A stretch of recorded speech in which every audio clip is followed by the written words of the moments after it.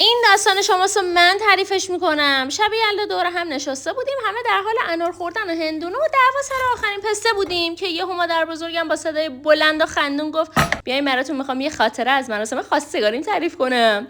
میگم زمان ما نه اینترنت بود نه ژلمو. پدر بزرگت با شونه چوبی اومد خواستگاری و شب خواستگاری وقتی اومدم چای تعارف کنم قنده رو جلوش گرفتم و از دستم ول شد و ریخت زمین.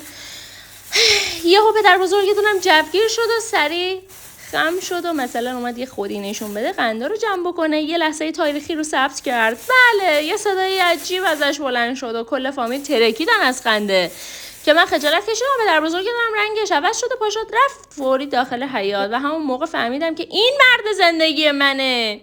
بعد همه ما بهش خیره شدیم و گفتیم چرا؟ چون بابا بزرگ گوزید. خندید و گفت نه، چون مرد باید صدا بده. بله مرد باید صدا بده. ما هم همون موقع منفجر شدیم. شما هم اینو قبول دارین مرد باید صدا بده؟